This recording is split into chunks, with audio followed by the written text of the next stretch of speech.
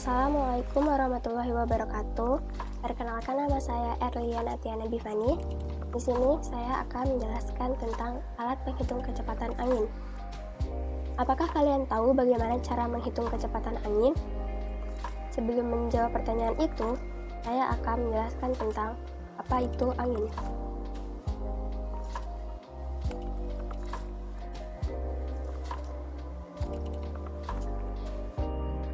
Angin adalah udara yang bergerak yang disebabkan oleh rotasi bumi dan juga adanya perbedaan tekanan udara. Angin merupakan salah satu unsur cuaca yang dapat berpengaruh terhadap lingkungan, baik secara langsung maupun tidak langsung. Secara luas, angin akan mempengaruhi unsur cuaca yang lain, seperti suhu, kelembapan udara, maupun pergerakan awan. Arah datangnya angin akan berpengaruh terhadap kandungan uap air yang dibawanya. Jika angin banyak mengandung air, maka akan terbentuk awan. Hal ini terjadi pada saat awal musim hujan. Selain itu, angin yang banyak mengandung uap air akan meningkatkan kelembapan udara dan dapat pula menurunkan suhu udara. Selanjutnya yaitu faktor yang mempengaruhi angin.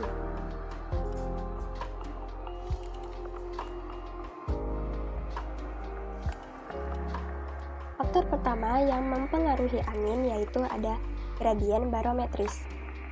Perbedaan tekanan udara antara dua tempat akan menghasilkan angin. Semakin besar perbedaan tekanan udara, maka angin yang bertiup pun akan semakin kencang. Sebagaimana yang dirumuskan dalam hukum Stephenson, menurut Stephenson, kekuatan angin yang bertiup berbanding lurus dengan gradien barometernya. Semakin besar gradien barometernya, semakin kuat angin yang bertiup.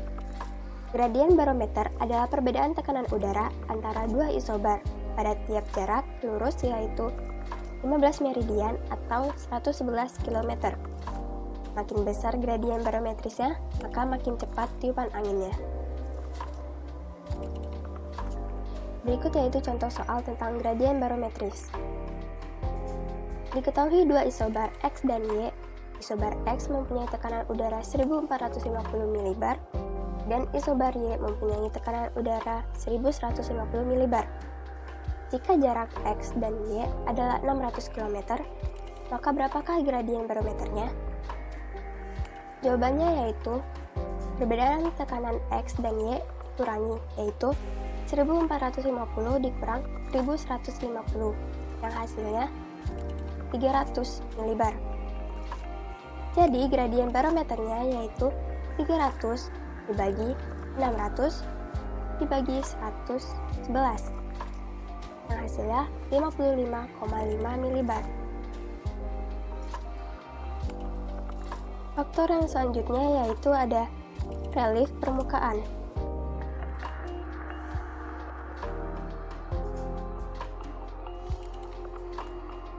Semakin tinggi tempat, makin kencang pula angin yang bertiup. Hal ini disebabkan oleh pengaruh gaya gesekan yang menghambat laju udara. Jika angin menerpa pada topografi berupa gunung, ia akan cenderung naik. Berbeda jika ia menerpa pada topografi berupa dataran, ia akan cenderung lurus-lurus saja. Di permukaan bumi, gunung, pohon, dan topografi yang tidak rata lainnya memberikan gaya gesekan yang besar. Semakin tinggi suatu tempat, gaya gesekan ini semakin kecil. Yang ketiga yaitu ada letak tempat.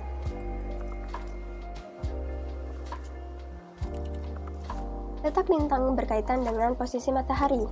Di daerah lintang rendah, banyak mendapatkan sinar matahari, sehingga lebih panas dibandingkan di daerah lintang tinggi. Dan sebaliknya, di daerah lintang tinggi lebih sedikit mendapatkan sinar matahari, sehingga suhu udaranya pun lebih dingin. Perbedaan panas ini menimbulkan sistem angin utama di bumi. Selain itu, atmosfer juga ikut berotasi dengan bumi. Molekul-molekul udara bergerak ke arah timur sesuai arah rotasi bumi. Gerakan ini disebut gerakan linier. Bentuk bumi yang bulat menyebabkan kecepatan linier tertinggi di daerah ekuator dan makin kecil ke daerah kutub. Yang keempat yaitu ada waktu.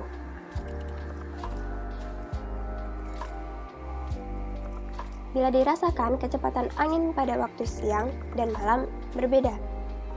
Angin bertiup lebih cepat di siang hari dibandingkan di malam hari. Panjang siang dan malam pada beberapa daerah tidak sama, sehingga menyebabkan tekanan udara maksimum dan minimum berubah-ubah.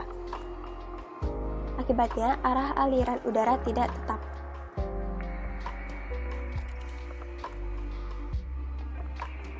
Selanjutnya yaitu ada alat penghitung kecepatan angin.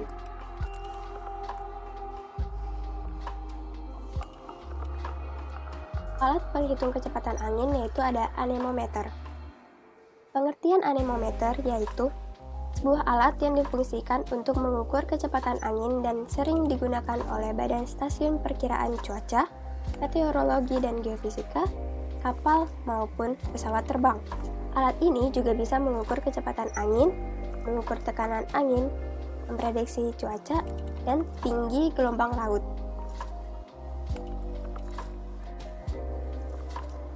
Fungsi dari anemometer yaitu pertama ada untuk mengukur tingkat kecepatan angin, kedua yaitu dapat digunakan sebagai alat dalam memperkirakan cuaca, yang ketiga yaitu untuk memperkirakan tinggi atau besarnya gelombang laut, yang keempat yaitu untuk memperkirakan kecepatan arus laut yang dapat dimanfaatkan saat berlayar, yang kelima yaitu untuk memperkirakan arah dari arus laut, dan yang keenam yaitu untuk mengetahui besarnya tekanan angin.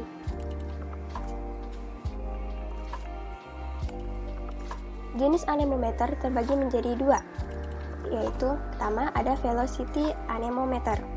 Fungsi dari alat ini untuk mengukur angin dan cuaca. Yang pertama ada cup anemometer.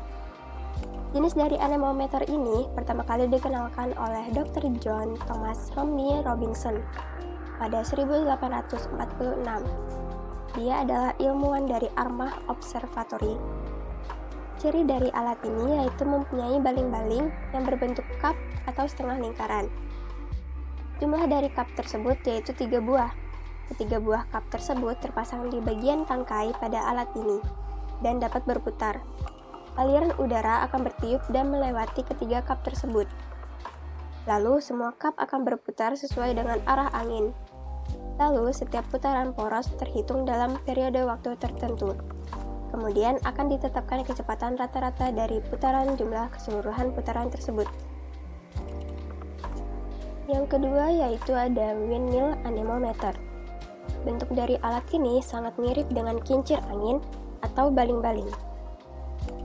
Bentuk dari baling-baling yaitu panjang dan vertikal. Untuk alat ini selalu mempunyai pergerakan arah angin yang sama, jadi tidak dapat digunakan untuk mengetahui arah angin.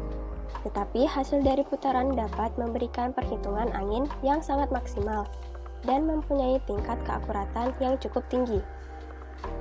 Yang ketiga yaitu ada hot wire anemometer atau anemometer kawat panas. Untuk jenis alat ukur satu ini terbuat dari kawat halus yang telah dipanaskan. Beberapa dari jenis alat ini telah dilengkapi dengan layar digital, jadi sangat mudah untuk mengetahui perhitungan angin. Cara kerja dari alat ini yaitu angin akan mengalir melalui kawat. Kawat tersebut dilengkapi dengan efek pendingin. Lalu alat ini akan menunjukkan angka besarnya kecepatan angin. Alat ini memiliki frekuensi dan resolusi yang cukup tinggi. Jadi perhitungannya jauh lebih tepat dan akurat. Yang keempat yaitu ada laser Doppler anemometer. Alat yang satu ini memanfaatkan sinar laser yang terbagi menjadi 2 buah balok. Salah satu dari balok tersebut mengelilingi anemometer. Partikel yang mengalir dengan molekul udara akan melewati dan mendekat ke arah balok yang mencerminkan atau backscatter. Lalu lampu kembali ke arah detektor. Kemudian diukur oleh sinar laser. Jika gerakan pada partikel besar, maka akan menghasilkan suatu pergeseran Doppler guna mengukur tingkat kecepatan angin pada sinar laser. Lalu digunakan dalam menghitung tingkat kecepatan partikel udara yang berada di sekitar anemometer.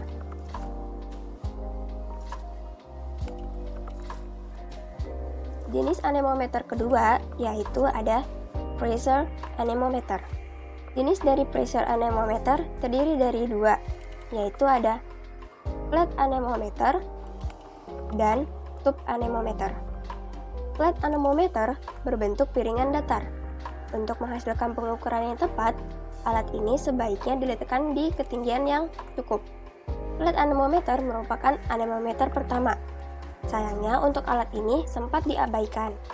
Hingga pada tahun 1664, alat ini kembali ditemukan dan dikembangkan oleh Robert Hooke.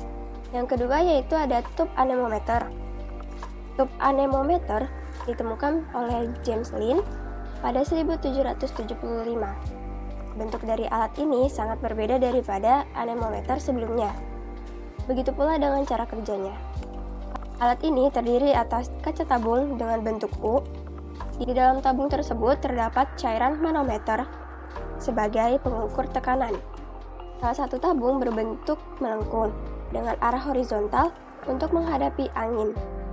Ujung lainnya berbentuk sejajar dan tegak lurus. Cara kerja alat ini yaitu angin bertiup ke dalam ujung yang melengkung, sehingga membuat peningkatan pada ujung tabung lainnya. Thank you for watching. Wassalamualaikum warahmatullahi wabarakatuh.